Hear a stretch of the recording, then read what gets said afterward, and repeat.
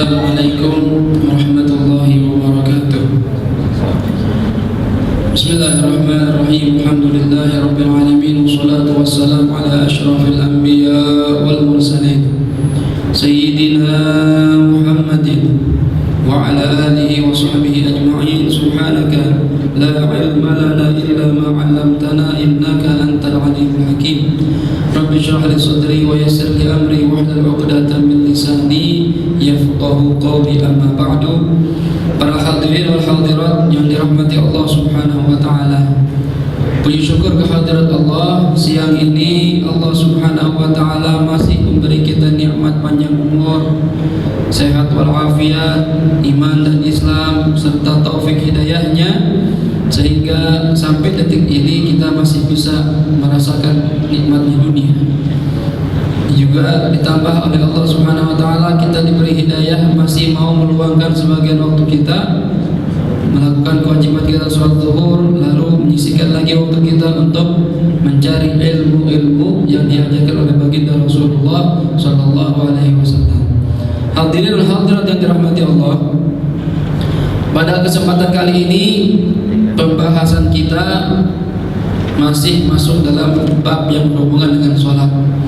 Kalau bulan lalu kita sudah membahas masalah pengertian sholat, waktu-waktunya sholat, uzur-uzurnya sholat, kemudian kita bahas juga tentang waktu yang diharamkan untuk mengerjakan sholat. Pada siang ini kita akan membahas babu syuruti wujubis sholat, bab yang membahas tentang syarat-syarat wajibnya sholat.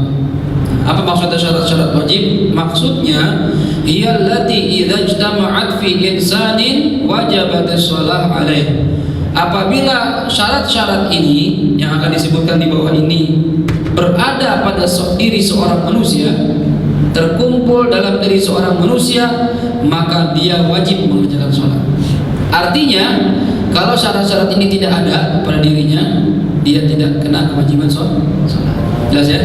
Yang dikatakan syarat wajibnya sholat. Karena ada syarat wajib, ada syarat sah. Beda. Kalau syarat wajib ini kapan orang diajukan sholat? Ini yang pertama. Berikutnya nanti ada syarat sah. Kapan orang sah mengerjakan sholat? Ya. Kita bahas yang pertama, yaitu syarat-syarat wajibnya sholat. Wahiyya sittatun, ada 6. Orang apabila memiliki 6 syarat ini, maka dia kena kewajiban sholat. Kita sekarang ukur diri kita masing-masing masuk apa enggak dalam 6 ini. Yang pertama, al-Islam. Apabila orang sudah beragama Islam, artinya fala tajibu 'alal kafiril asli wala qada'a 'alaihi idza aslama. Orang yang diwajibkan salat hanya orang yang beragama Islam saja. Sedangkan orang kafir, arti kafir di sini selain Islam, ya, mau dia Hindu, Buddha, Kristen, Konghucu, sekuler, ateis, pokoknya selain yang beragama Islam tidak kena kewajiban sholat. Dan juga apabila dia masuk Islam misalnya, maka dia tidak wajib mengqadha sholat selama dia baligh. Misalnya, ya, ada orang beragama selain Islam, Kristen misalnya, umur 40 tahun dia masuk Islam, dapat hidayah dari Allah Subhanahu wa taala, ya. Umur 40 masuk Islam. Nah, pertanyaannya, Ustaz, saya ini sudah balik umur 15 misalnya. Apakah dari umur 15 sampai 40 saya wajib qadha salat saya? Kan dulu kan saya bukan agama Islam, saya agama Kristen. Gimana hukumnya? Fala qadha alaihi idza aslama. Tidak wajib qadha. Karena Anda ketika dulu bukan beragama Islam, tidak ada kewajiban sholat. Jelas kira-kira? Jelas. Ya, ini kalau kafir asli, kafir dari asalnya, dari lahir kafir. Ya. Wa ammal murtad, adapun orang murtad, naudzubillah. Murtad ini Allah, ya, dosa besar banget. Orang udah dapat hidayah iman Islam keluar. Dikata orang apa? Arab bahlul. Ya. Bahlul itu, ya. Bodoh. Ya, sebenarnya arti bahlul dalam segi kamus ini pemberani, cuma digunakan untuk kalimat orang yang sangat bodoh, idiot. Ya. Baru ente udah dapat hidayah, Allah kenalkan ente dengan iman dan Islam, kenapa keluar? Ini orang murtad namanya. Ya, murtad baik dengan ucapannya atau dengan pekerjaannya atau dengan akidahnya. Hati-hati. Ya, kalau kita bahas kitab Sulamut Taufik diterangkan tuh perkara-perkara yang menyebabkan seorang bisa murtad dengan ucapan. Misalnya bagaimana? Ucapan dia bilang Tuhan itu ada dua, misalnya. Begitu mengucapkan kalimat seperti ini, Anda langsung murtad. Nauzubillah. Ya, ini salah satu contoh saja. Ya. Saya gak percaya sama Nabi Muhammad, gak ada itu Nabi Muhammad. Anda langsung murtad. Nauzubillah. Oh, malaikat itu anak perempuan Allah. Oh, Anda langsung murtad. Nauzubillah. Ustaz, saya cuma bercanda, Ustaz. Bercanda gak usah ngomong begitu, beda. Mau bercanda mau enggak, keluar dari Islam, buru-buru baca syahadat. Hati-hati nih, lisan kita jaga. Ada juga murtad karena pekerjaannya, karena perilakunya, perbuatannya. Misalnya apa? Contohnya, ya, ada patung, kita sujud. Ya, nggak bercanda doang, sujud. Sujud ini hanya untuk Allah. Ente ngapa sujud sama patung atau sama orang, sama makhluk? Tidak boleh. Anda dihukumi murtad. Ya, apa itu sujud? Meletakkan jidat ke tempat ke tanah. Ya, ke apa namanya, ke bumi. Itu namanya sujud, nggak boleh.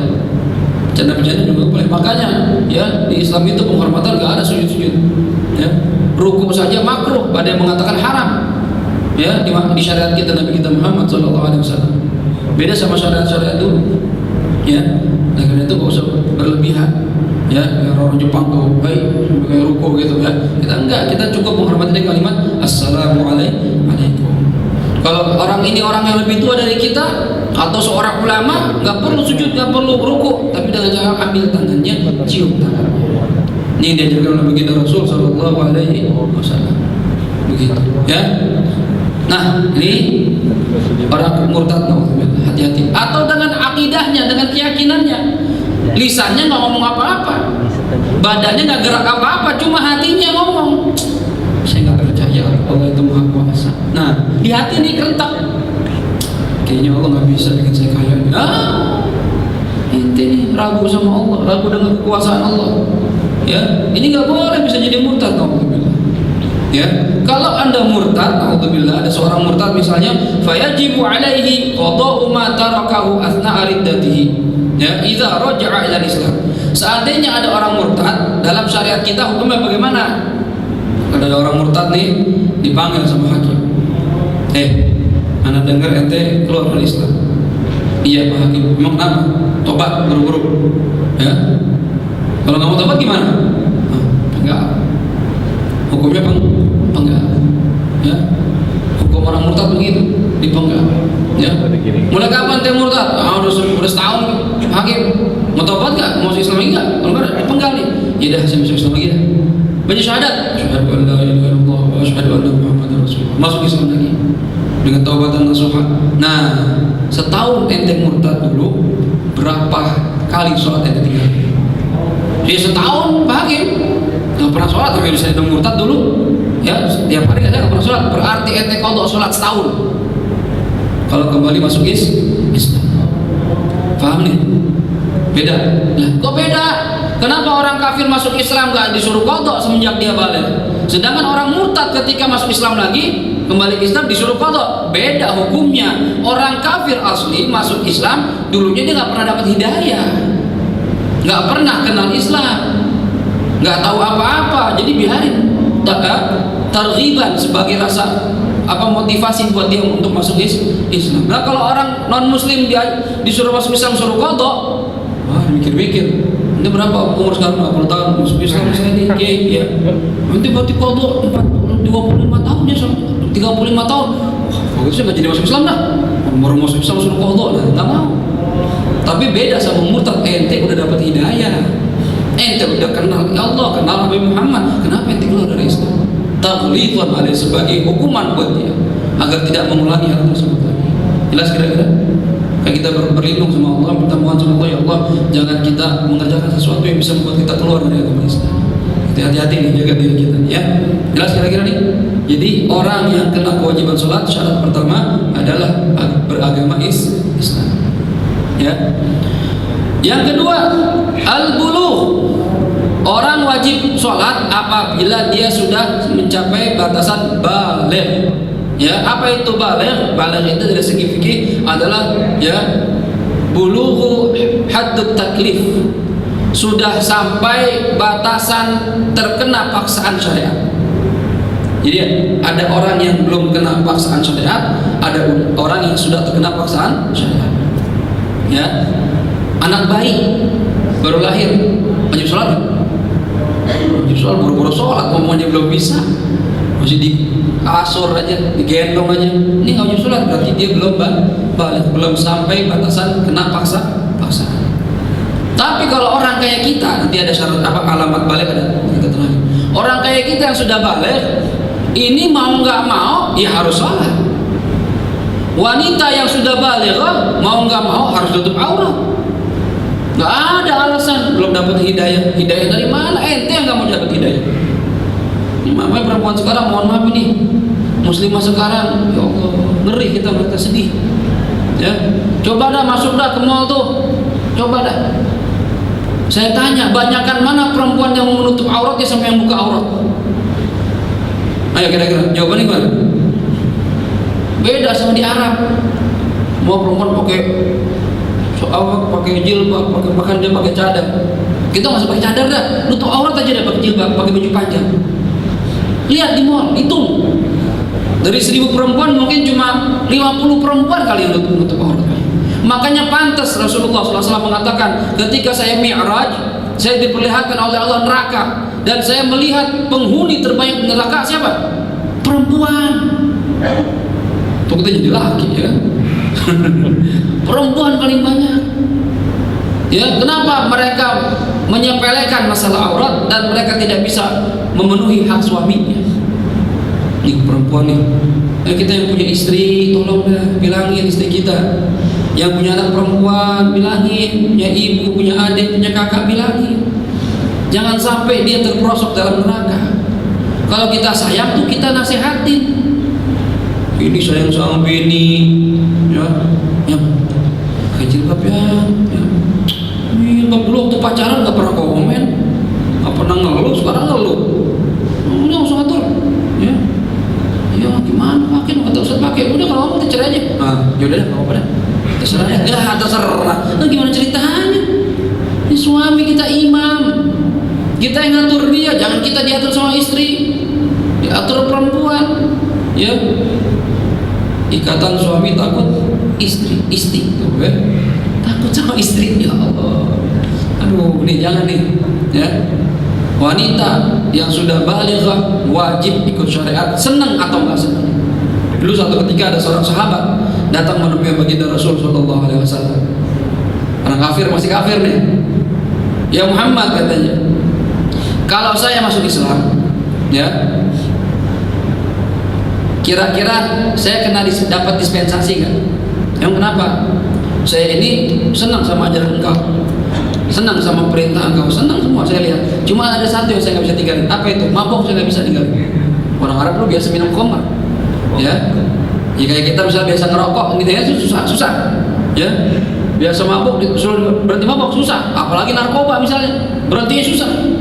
Saya minta diskon dah, dispensasi katanya.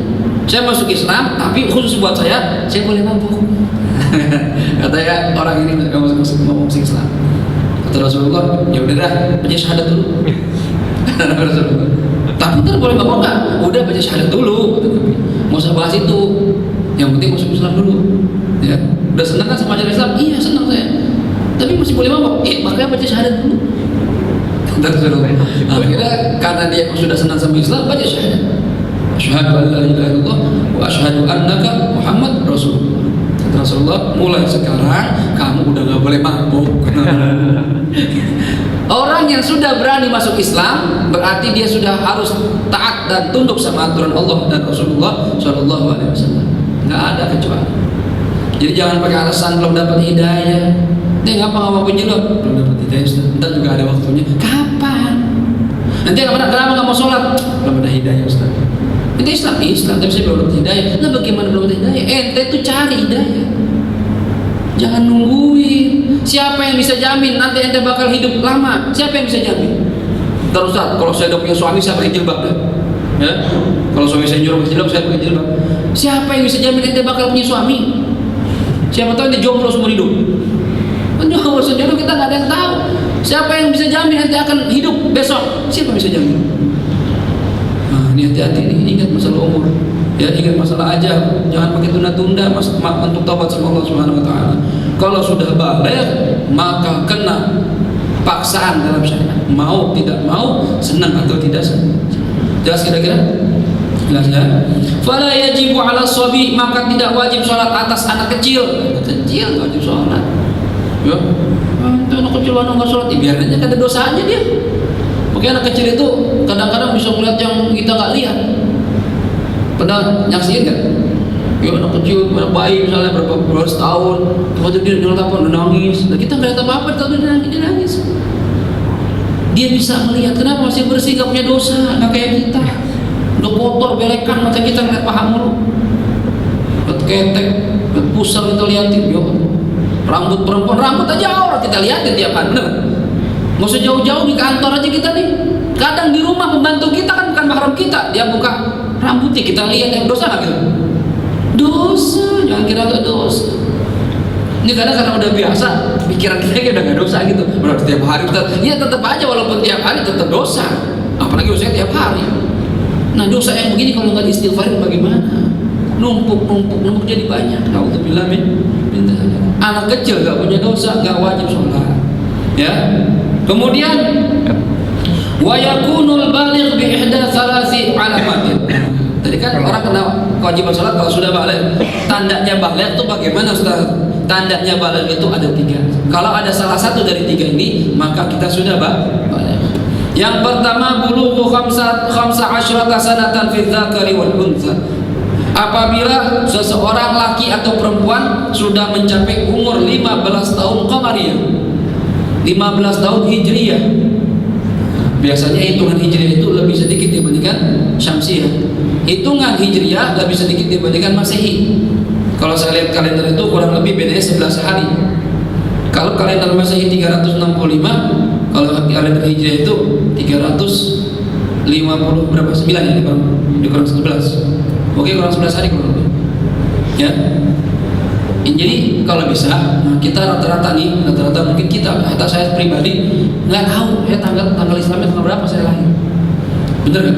Ya apalagi tanggal masehinya. Nanti tanggal berapa? 1 Januari, ente 2 Mei, ente Februari tanggal 11. Apa itunya? Tanggal Islamnya berapa? Orang roh gak ngertos, gak ngerti. Kenapa orang tua kita gak nyatet dulu? Ya, ini masih mending zaman kita nih. Zaman bapak kita, orang tua kita lebih dahsyat lagi. Ya, saya punya orang tua, tanya, Bapak lahir tanggal berapa? Nggak tahu kali. Waktu mau bikin KTP.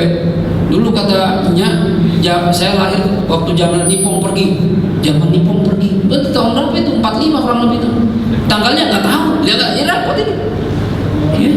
Nah kita supaya tidak terjadi hal seperti itu catat. Ya, sebagian rumah sakit sekarang itu sudah rapi, dikasih foto anaknya lahiran, dikasih apa itu zodiaknya segala macam, dicatat tanggal lahirnya, jamnya, beratnya berapa. Tanggal lahir itu ada yang masehi, ada yang hijriah. Nah ini kita perhatikan tanggal hijriahnya. Kalau sudah nyampe 15 tahun hijriah, Anda sudah baligh, mau nggak mau? Ya. Misalnya kita lahir tanggal 1 Syawal, 15 tahun berikutnya tanggal 1 Syawal, berarti kita sudah balik. Ustaz mau balik lah, terus saya wajib sholat. Ya itu walaupun nggak mau tetap udah balik. Ya mau nggak mau, itu sudah balik. Jelas? Berarti kalau sudah balik wajib akan terkena tuntutan syariat. Sholat, puasa, zakat, haji, tutup aurat, wah semuanya kena. Paham ini? Ya. Ya kalau masih kecil manfaatin dah masa kecil, belum balik udah lewat kita ya, nggak bisa balik lagi. Kalau bisa balik lagi enak ya. Masa sholatnya tidak usah jadi kecil lagi dah, enak sekarang nggak bisa kita. Ya sudah balik. Mungkin kalau kita sekarang udah balik lagi, sudah bolak-balik kalau kita. Udah berkali-kali balik kita. Ya udah 30 tahun, 40 tahun lah udah lewat. Ya, ini jadi perhatiin. Ustaz, saya nggak tahu tanggal hijriah saya berapa nih. Saya ini antara 14-15 tahun nih. Cuma saya nggak tahu tanggal hijriahnya. Silahkan Anda buka, ya, Anda download aplikasi kalender hijriah. Kalender sekarang udah keren. Ya, kalau zaman dulu ada ilmu namanya ilmu falak, hitung tuh. Ya, tanggal sekian pasti tanggal berapa jadi dihitung sama ulama. Ada ilmu sebenarnya. Nah, kita kesempatan ngaji begitu nggak ada. Ya, disuruh ngaji juga nggak mau. Udah gampang aja sekarang. Download kalender hijriah, ketik tanggal lahir ente. 1 Januari 1978. Berapa tanggal hijriah ketahuan tanggal di situ. Udah canggih sekarang. Manfaatin teknologi sekarang. Jangan teknologi buka film doang. Ya, buka dong kita buka Al-Quran, isinya YouTube, nonton. Ya, cari yang manfaat. Ya, jangan teknologi membuat kita tambah jauh sama Allah Subhanahu Wa Taala. Kalau bisa teknologi ini kita pakai untuk mendekatkan kita pada Allah Subhanahu Wa Taala. Gitu, ya. Handphone isinya game, ya game online. Mana Qurannya ini nggak ada, mana aplikasi hadisnya nggak ada. Mana nih kitab-kitab salaf nggak ada. Nah, ini kita ganti tuh, ya. Kita lihat itunya, musiknya semua lagu, nggak ada MP3 Quran. Disumpel sini lagu terus, ya, nggak pernah dengerin Quran, ya. Pakai kualitasnya beda sama orang dulu, ya. Nih, jadi kalau udah umur 15 tahun bulan tahun hijriah maka sudah dikatakan balik atau balighah kalau perempuan. Yang kedua, al-ihtilam fi dzakar wal untha li tis'i sinin qamariyah taqribiyah fi dzakar wal untha. Ya, ihtilam. Apa itu ihtilam? Khurujul mani, sudah pernah keluar mani, sawaun fin naumi au fil yaqadhah. Baik dalam kondisi tidur atau dalam kondisi sadar. Keluar mani, baik dengan cara keluar sendiri atau dipaksa. Oh, bisa dipaksa. Ya. Paham kalau bisa dipaksa? Dengan cara onani atau masturbasi. Namanya dipaksa, dia nggak mau keluar, dipaksa keluar.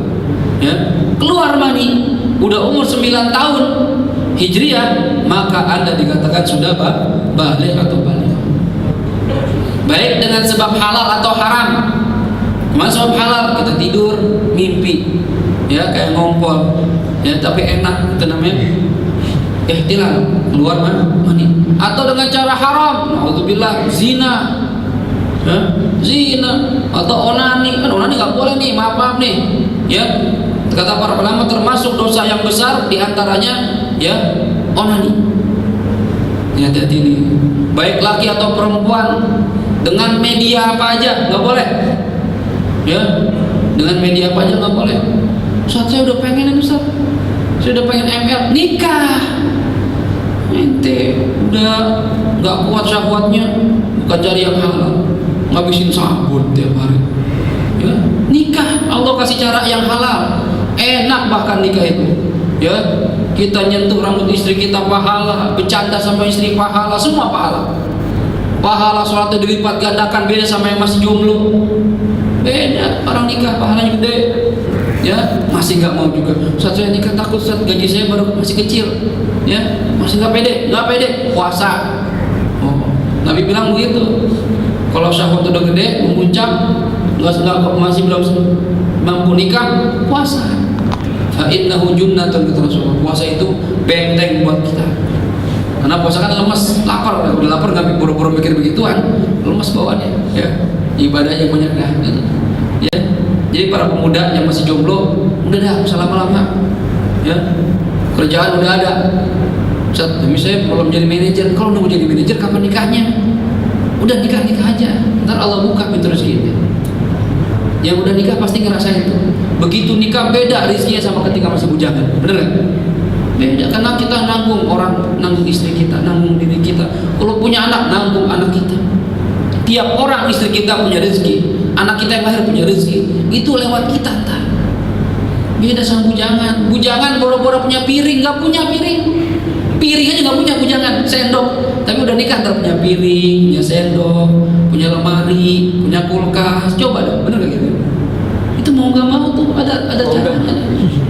Nggak usah mikir jauh-jauh dah. Saya bagaimana, saya belum punya rumah, belum punya mobil. Ya gak nikah kalau gitu ini. Ya jadi bujang lapuk lama-lama. Ya udah, Bismillah. Ya In yakunu fuqara yughnihimullahu min fadli, kata Allah. Kalau kamu fakir, miskin, mau nikah dengan niat yang baik dan ibadah, nanti Allah cukupkan diri kamu. Tuh, para pemuda kita udah ya pacaran bertahun-tahun, bawa sono bawa sini, putus, gak cocok Ustaz. 7 tahun gak cocok, ngapain gitu? Gak ada jaminan pacaran lama bakal langgeng, gak ada jaminan nikah. Ya istikharah, ya tanya guru, tanya ulama gimana, kiai misalnya, ya di istikharahin, semoga bagus, jalan. Ya itu, jadi nikah. Ya, jadi kalau ihtilam keluar mani dengan cara haram, berzina, naudzubillah, ini dihukumi sudah balik. Jelas ya? Yang penting intinya keluar mani dan sudah berumur 9 tahun. Ini yang kedua, alamat balik. Yang pertama 15 tahun, laki-laki atau perempuan, ya. Yang kedua keluar mani, laki-laki atau perempuan yang sudah berumur 9 tahun. Yang ketiga al-haid fil unsa li tis'i sinin. Perempuan yang sudah haid, yang sudah berumur 9 tahun atau 9 tahun kurang 16 hari.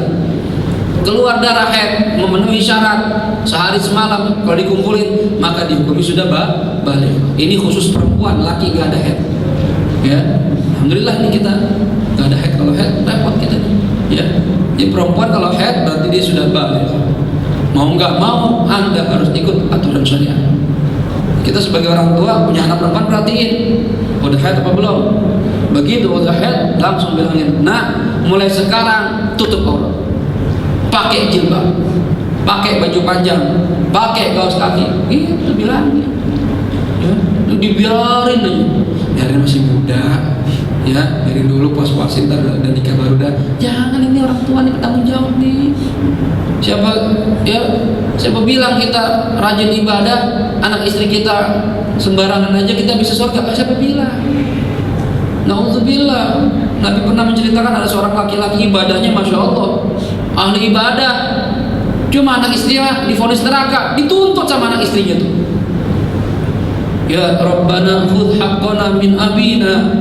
Ya Allah, ya Tuhan kami, ambil hak kami dari bapak kami, dari suami kami. Kenapa di dunia nggak pernah ngajarin kita mana halal mana haram, nggak pernah nasihatin kita, nggak pernah marahin kita kalau kita maksiat? Ya diam aja, dia enak-enakan di masjid, wiridan, baca Quran, majelis taklim.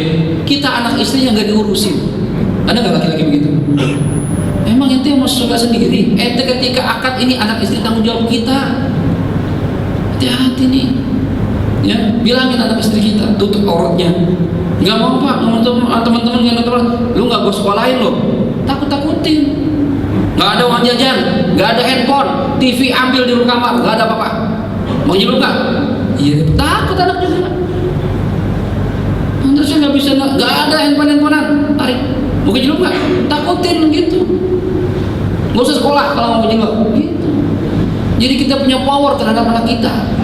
Dia harus tahu ini aturan Allah, harus diikutin, mau nggak mau. Ini kadang orang tua malah, ya udah biarin si muda biarin. Karena ada waktunya, ente ya Allah, ini orang tua begini nih, di akhirat, wah dibejek-bejek semua punya. Habis dah. Mending gak usah punya anak lah begitu. Tanggung jawabnya berat pak. Benar-benar kita sebagai suami, ya udah cari nafkah, tanggung jawab dunia akhirat anak istri kita ya. Ya, jadi kalau anda yang belum siap tanggung jawab, udah belum, jangan nikah dulu. Jomblo aja dulu. Cuma kata Rasulullah, miskinun man laisa lahu zawjun. Sungguh miskin orang yang gak punya pasangan hidup. Ya, miskin ente jadi direktur, jadi manajer, gaji puluhan juta, jomblo, miskin ente, gak punya keluarga. Ya, tapi kalau udah punya keluarga, tanggung jawab dunia akhirat. Ya. Nih, jadi tanda balik ada 3. Yang 2 ada pada laki dan perempuan. Yang 3 terakhir ini hanya ada pada perempuan, yaitu haid saja. Jelas ya? Kalau sudah ada tanda-tanda ini salah satunya, baik sudah umur 15 tahun atau sudah keluar air mani yang sudah berumur 9 tahun atau sudah keluar haid bagi perempuan sudah 9 tahun, maka Anda dihukumi balik atau baligh. Anda terkena hukum syariat. Jelas? Jelas ya? Yang ketiga syarat wajibnya sholat al-aqlu. Yang wajib sholat itu hanya orang yang punya akal sehat, sadar. Ini wajib sholat. Artinya apa? Fala tajibu 'alal majnun. Maka sholat ini tidak wajib bagi orang gila. Orang gila akal sehat. nggak sehat.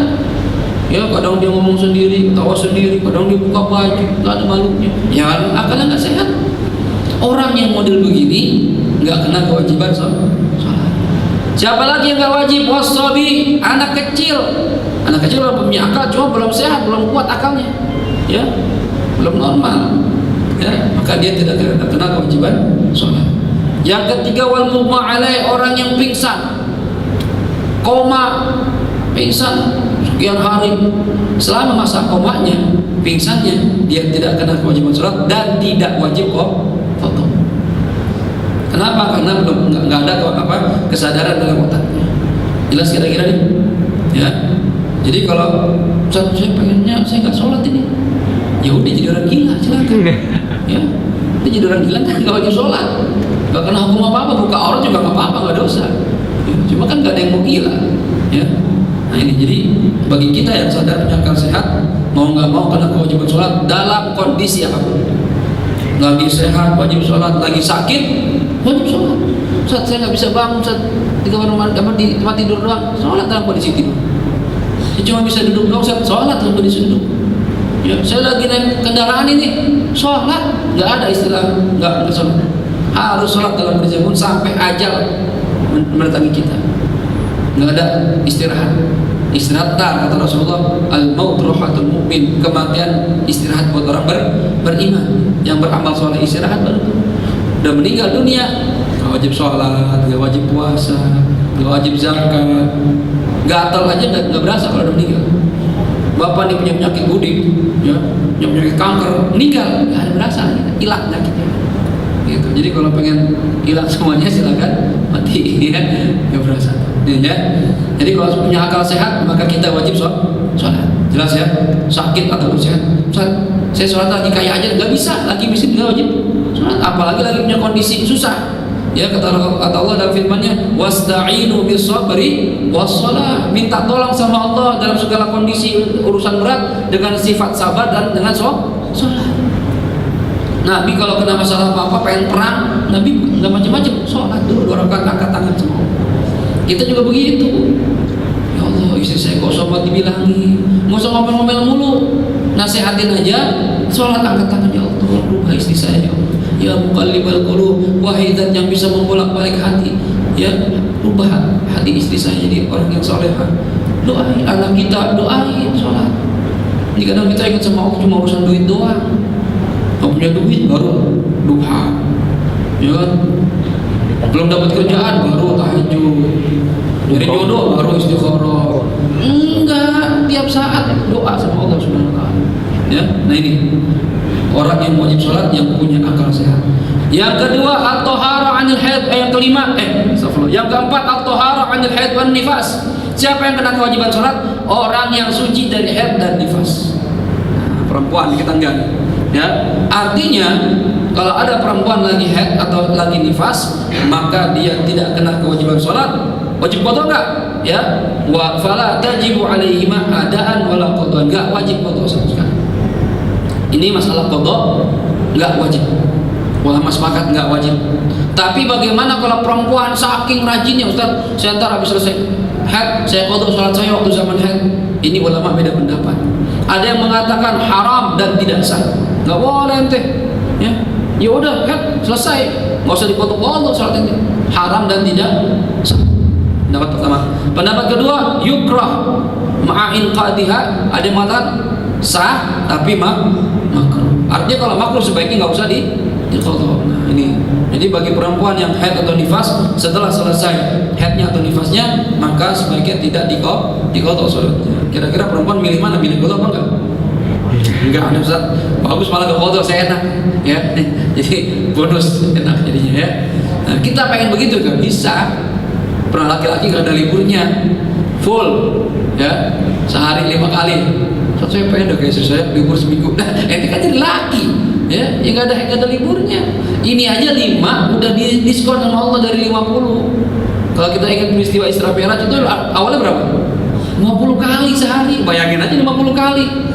Mau BBM-an juga nggak sempat, baru mau BBM baru nonton ya tidak sholat lagi, ya, mau ngecas, komat lagi, adzan lagi, 50 kali bang, bayangin. diskon 5 sampai 5 kali sehari. Itu masih bolong-bolong juga, masih entar-entar juga. Zuhur adzan, antar udah nanggung ya. Zuhur ke asar, asar ke maghriban, maghrib ke isyaan, isya ketiduran, subuh siang ya. Ini sholat bagaimana ya? 5 aja udah berat banget. Maka Allah mengatakan wa innaha lakabiratun illa 'alal khashiyin. Sungguh sholat itu adalah hal yang sangat berat kecuali bagi orang-orang yang khusyuk. Ini ya, kalau orang-orang soleh, sholat itu ibarat makan. Orang-orang soleh ini, para aulia, para anbiya, para rasul, sholat itu ibarat makan. Makan kira-kira perlu disuruh nggak kita? Nggak perlu. Kenapa? Kebutuhan. Lapar nih, jam 1, jam 12, nggak ada perlu di makan pukul. Enggak, datang aja sendiri ke warung, nggak ada yang nyuruh. Kenapa? Butuh tuh orang-orang dulu begitu tuh sholat. Sholat bukan kewajiban tapi kebutuhan. Nah, kalau kita sudah bisa mencapai tingkat seperti ini, masya Allah, enak sholatnya juga ya. Kadang sampai nunggu zuhur, udah dari masjid ya, belum asar udah di masjid, pengen sholat karena merasa butuh. Lihat Fadli ini, belum zuhur udah di masjid ya. Emang dia merebutnya ya kan, asar udah di masjid, masya Allah ya. Kebutuhan ya. Ayo coba kita jadikan sholat sebagai kebutuhan kita. Nih, kalau suci dari haid dan nifas berarti perempuan itu wajib sholat. Kalau dia haid dan nifas nggak boleh sholat dan tidak boleh qadha menurut pendapat ulama. Kalau dia qadha, ada yang bilang hukumnya haram dan tidak sah, ada yang bilang hukum makruh tapi sah. Ya. Ini syarat keempat. Yang kelima, kapan orang wajib sholat? Bulughud dakwah. Sudah sampai dakwah Islam kepada dirinya. Udah ada tahu bahwasannya Islam itu wajib sholat. Nah itu. Nah sekarang kalau kita lihat dunia saat ini, insya Allah informasi nggak akan bisa terhalang. Ya, atau yang di gunung juga tahu. Ya, misalnya dia taunya saya masuk Islam dah, ya masalah sholat gimana? Ya bisa lewat telepon dikasih tahu, bisa lewat berita, bisa lewat rekaman video segala macam sekarang. Ya, jadi kalau untuk orang saat ini kayaknya nggak sampai dakwah, jarang. Mungkin ada sedikit mungkin ya. Ustaz, saya nggak tahu kalau saya masuk Islam itu saya wajib sholat. Oh, nggak ada yang tahu, nggak tahu. Emang nggak ada gurunya, nggak ada. Saya waktu pergi ke sono, saya masuk Islam, diislami, ya. Tapi saya nggak tahu wajib sholat. Oh ya udah. Kalau orang-orang seperti ini, gimana hukumnya? Dakwah belum sampai ke dia, ya. Fala yajibu alaihi qadha, maka dia nggak wajib qadha menurut bagian ulama. Ada yang mengatakan, ya kalau ente udah Islam, ya masuk Islam, masa ente nggak tahu sholat? Seandainya ente nggak tahu pun, ente tahu, maka anda wajib qadha. Ada dua pendapat. Ada yang bilang wajib qadha, ada yang bilang nggak wajib qadha. Jelas kira-kira? Ya. Syarat keenam, kapan orang wajib sholat? Salamatul hawas, selamat indranya. Ya. Yang dimaksud indra di sini tidak buta dan tidak tuli. Dua, tidak buta dan tidak tuli. Kalau ada orang terlahir dia nggak buta atau nggak tuli, maka kena wajib sholat. Tapi kalau penyakit ini dua-duanya ada pada dirinya, dari lahir nih dia tuli, dia buta. Bayangin ada, ente bayangin kalau ada orang tuli buta, belajarnya gimana? Ajarin dia. Begini angkat tangan. Nah dia buta nggak bisa lihat. Bisikin, ini sholat nggak bisa dengar. Berarti ada dua indranya yang gak berfungsi, yang bisa membuat dia mengerti bagaimana sholat. Kalau ada orang hidup nih, gak bisa dengar, gak bisa ngelihat, walaupun bisa ngomong, misalnya, coba biasanya orang kalau tuli ngomongnya juga gak bisa, biasanya begitu, ya, gak bisa dengar, gak bisa lihat, Anda tidak kena kewajiban sholat. Kenapa gak kena kewajiban? Ya bingung ngajarin ini gimana. Diajarin atau kiai canggih juga, ya, jago nih kayaknya alimat, coba diajarin. Gimana ngajarinnya? Dilihat gerakan nggak bisa, diomongin nggak bisa, ya. Jadi kalau orang seperti ini nggak kena kewajiban sholat. Jelas ya? Kecuali dia tuli dan buta setelah dia tahu sholat, ini tetap wajib, ya. Dengan isyarat misalnya dia udah normal akhirnya, ketika umur 30 atau 20 kecelakaan, jadi tuli jadi buta. Gimana hukum sholat? Tetap wajib, ya. Gimana cara sholat misalnya, ya dicolek-colek asar itu gimana ya dia tahu. Tapi kalau dari lahir ini nggak punya penyakit seperti ini, nggak kena kewajiban sholat, ya, karena tidak bisa diajari. Paham kira-kira? Paham ya? Nah ini 6 syarat kapan seseorang diwajibkan sholat. Nanti insya Allah pertemuan berikutnya ya akan kita bahas masalah-masalah yang berhubungan dengan syarat wajib. Di antaranya bagaimana kalau punya anak, apakah kita wajib nyuruh dia atau enggak? Ya, bagaimana kalau kita pertamanya belum balik, tiba-tiba balik, apakah kita wajib sholat? Apakah kita wajib qada sholatnya? Bagaimana? Ini akan kita bahas insya Allah besok atau lusa kalau ada halangan. Ada yang mau tanya sebelum tutup? Dipersilakan. Baik, sesuai tema atau di luar tema. Dan pada kesempatan ini juga saya minta maaf sekali lagi, bulan Ramadan nggak tahu kapan masuknya, apa Rabu, apa Kamis, kita nggak tahu. Nanti tunggu aja pemerintah dah, kita nggak usah pusing-pusing ya, biar dia yang sidang gitu, dia yang ruqyah ya, dia yang nentuin, kita ikutin aja pemerintah kita. Nah, mumpung belum masuk Ramadan, saya sebagai pribadi mungkin ada salah-salah kata ya, tingkalan saya ada kurang pas, mohon dibuka, maaf yang sebesar-besarnya gitu ya, supaya masuk Ramadan enak bersih gitu ya. Ada yang mau nanya? Silakan. Ya silakan. Itu tadi yang apa? Yang sebelum dia umur 9 tahun keluar air mani, maka dia sudah dikatakan balik. Kalau misalnya sebelum 9 tahun, bagaimana kalau sebelum 9 tahun keluar mani? Nah ini 9 tahun ini sama seperti haid takribiyah. Ulama beda pendapat nih masalah keluar mani. Ada yang mengatakan 9 tahun pas, ada yang mengatakan 9 tahun kira-kira. Kalau mengatakan pas berarti harus 9 tahun. Artinya walaupun kelang sehari, besok nih 9 tahun nih, sekarang keluar mani belum balik. Karena tidak dikatakan air mani ya, cuma cairan saja ya, coba berkatakan mani. Cuma ada yang mengatakan enggak, 9 tahun takribiyah, perkiraan kira-kira. Arti kira-kira di sini 9 tahun kurang 16 hari. Artinya kalau misalnya sekarang keluar mani nih, umur berapa? 9 tahun kurang 20 hari, oh belum. Sekarang 9 tahun kurang 15 hari, oh udah. Ada yang pendapat begitu. Dua pendapat, ada yang mengatakan 9 tahun pas, ada yang mengatakan 9 tahun kira-kira. Nah, Anda mau pakai yang mana? Boleh yang mana. Tapi intinya 9 tahun itu. Artinya kalau keluar misalnya baru 8 tahun, 7 tahun keluar mani, tidak dikatakan sudah Pak, tapi belum balik. Jelas kira-kira? Jelas. Ada lagi mau nanya? Ya.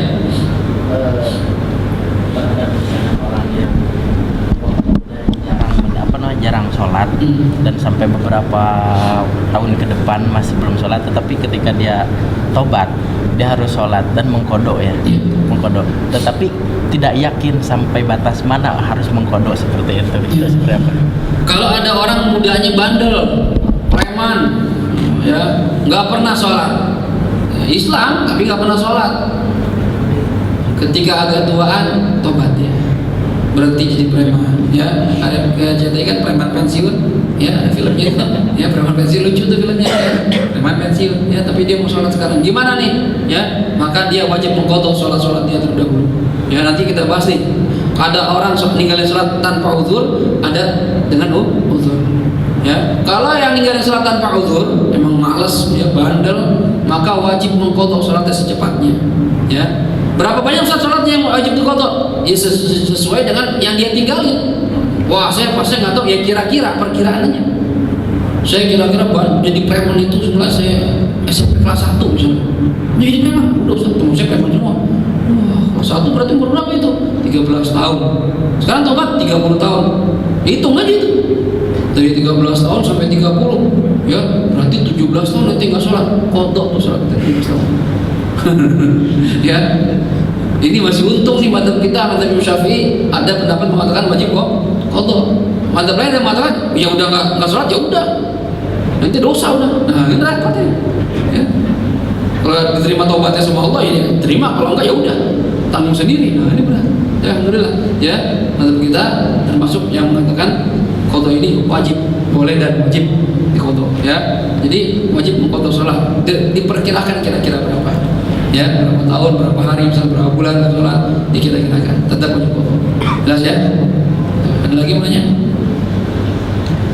Ya, bahkan nanti diterangkan tuh kalau meninggalkan sholat tanpa uzur, maka qadhanya harus buru-buru, nggak boleh tuh ente apa santai-santai. Ini pendapat terkuat begitu. Artinya apa? Yang boleh dipakai waktunya hanya untuk mencari nafkah, perkara-perkara yang wajib boleh. Selain itu nggak boleh.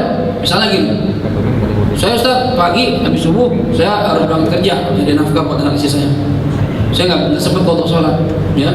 Tapi ntar asar saya nyampe rumah atau maghrib sampai rumah, saya bisa ada santai-santai nonton TV. Nggak boleh santai-santai, wajib qada. Isya Ustaz, saya mau nonton TV, asoka nggak boleh, harus ya qada. Nggak ada santai-santai. BBM nggak ada BBM-an, harus qada. Ya, ini pendapat terkuat. Begitu berat, tapi ada sebagian ulama mengatakan ya qada secepatnya sebelum ajal menjemput diri kita, ya. Jadi buru-buru, sebaiknya buru-buru biar sebelum meninggal sudah selesai qada kita, ya. Jadi kita ini negara Indonesia bukan negara, ya, negara Islam. Kalau negara Islam, insya Allah Indonesia nggak penuh, apalagi Jakarta nggak macet. Kenapa? Ya orang yang sholat tinggal di penggal aja, mati habis, ya. Nggak sholat lagi, nggak lagi, ya. Jadi nggak macet Jakarta. Ibu kita bukan syariat Islam, jadi orang nggak sholat banyak, nggak sholat di dalam Islam, ya, banyak bang, bener. Jumat aja orang Islam masih ada yang Jumat di seminggu sekali masih ada yang nggak sholat. Jangan yang seminggu sekali, setahun sekali Idul Fitri masih ada yang nggak sholat juga. Nah, orang Islam tuh, na'udzubillah min dzalik, ya. Nah kita nih, ya, jaga sholat kita. Khususnya bulan Ramadan, bentar lagi nih, wajib dapat pahala 70 kali lipat. Sholat sunnah, kerjaan sunnah dapat pahala wajib. Tapi ingat, tinggalin sholat, tinggalin hal kewajiban dalam Ramadan, maksiat dalam Ramadan pun dosanya dilipat gandakan oleh Allah Subhanahu Wa Taala. Ya, jadi jaga benar-benar Ramadan ini. Ada lagi mau nanya? Cukup? Ya, kita cukupkan sampai di sini. Kita baca surat Al-Fatihah. Kita mohon kepada Allah Subhanahu Wa Taala, moga-moga ilmu yang kita dapat di siang ini bisa memberi manfaat buat kita, menambah dekat kita pada Allah dan Rasulullah SAW, menambah takwa kita, taat kita pada Allah dan Rasulullah SAW, dan mudah-mudahan kita termasuk orang-orang yang senantiasa dalam kategori mencari ilmu. Dan kalau kita meninggal dunia, mudah-mudahan kita ditulis sebagai orang yang mati syahid dalam kondisi mencari ilmu. Ala hadhihi niyyah wa likulli niyatin salihah wa ala hadratin Nabi Muhammad sallallahu alaihi wasallam. Al-Fatihah. A'udzu billahi minasyaitonir rajim. Bismillahirrahmanirrahim. Alhamdulillahi rabbil alamin. Arrahmanir rahim. Maliki yaumiddin. Iyyaka na'budu wa iyyaka nasta'in. Ihdinas siratal mustaqim. Siratal ladzina an'amta 'alaihim ghairil maghdubi 'alaihim waladdallin. Amin.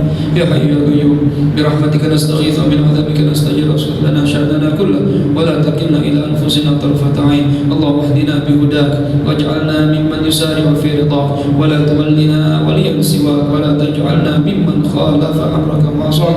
وحسبنا الله ونعم الوكيل ونعم المولى ونعم النصير. اللهم بارك لنا في شعبان وبلغنا رمضان. اللهم بارك لنا في شعبان وبلغنا رمضان. اللهم بارك لنا في شعبان وبلغنا رمضان.